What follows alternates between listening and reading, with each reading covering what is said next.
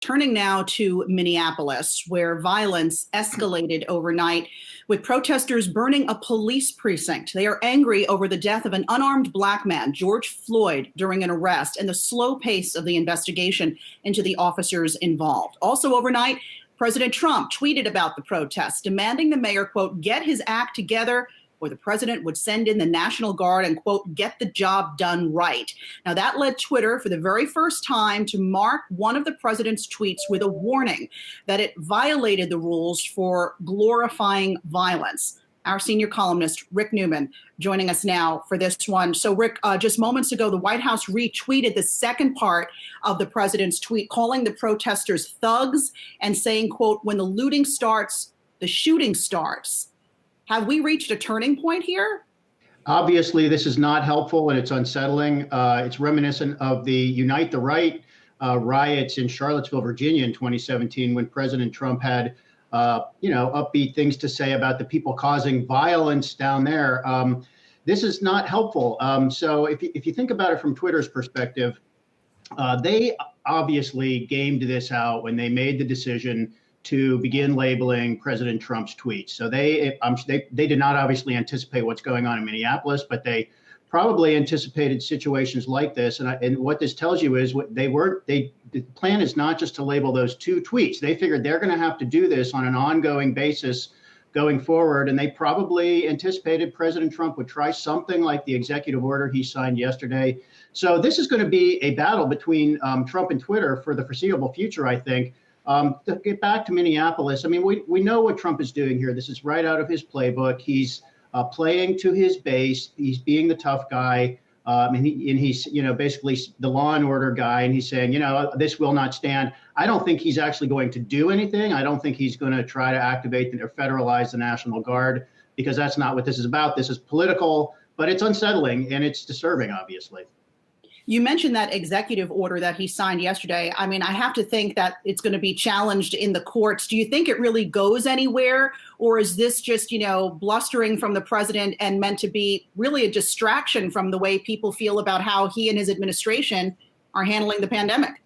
Disclaimer, I'm not a legal expert on this, but what Trump's trying to do is change a law with an executive order. There's a law in place that dates back to 1996, which protects the social media platforms. And Trump is trying to change that. I don't think it'll work. And I don't think it actually matters for Trump.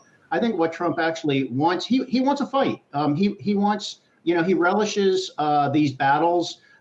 He wants to distract everybody from 100,000 people dead from COVID-19 in a terrible recession, and having fights with Twitter, with China, with the media.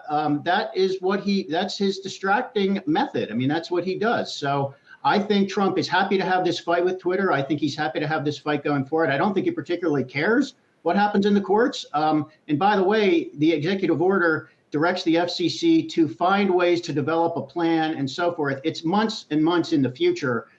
So I don't think the FCC is actually going to be doing anything anytime soon. But Trump wants the battle, and he's got it.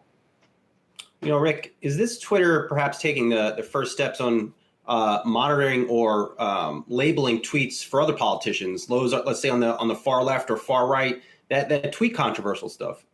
Well, Twitter has a strategy here.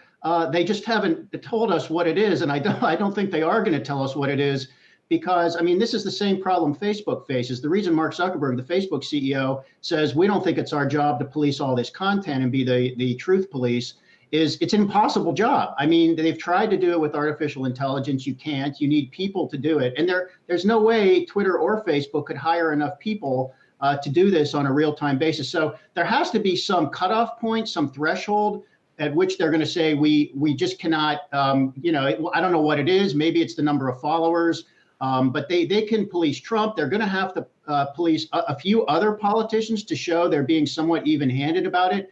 But they can't police everybody. There's no way they can do it. So, and Twitter's never, I don't think they're ever going to tell us what their exact strategy is, because they don't want us to know. They just want us to think they're on it after all these years of letting practically anything go out on Twitter.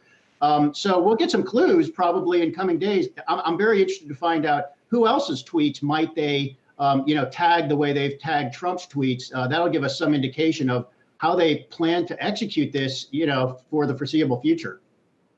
Hey, Rick, before we let you go, we have to ask about an incident that happened this morning in Minneapolis. Police there arrested a CNN reporter and his crew live while the cameras were rolling.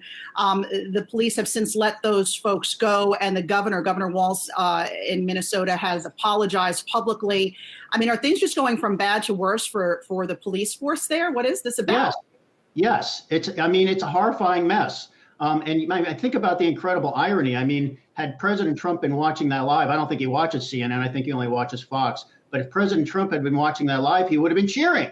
I mean, CNN, his main nemesis, but obviously a complete mistake to, arrest a black reporter for CNN and then basically admit they shouldn't have done it. The whole thing aired, by the way. The cameras kept rolling even after the cameraman put the camera on the ground. It is a complete mess in Minneapolis. And I don't think there's going to be a clean resolution here. I think this is going to be a boiling situation for weeks or months to come.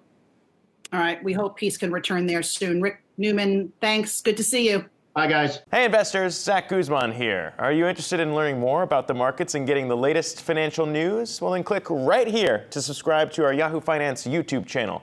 Get the latest up-to-the-minute market analysis, big interviews in the world of finance, and information on how to manage your money every day wherever you are.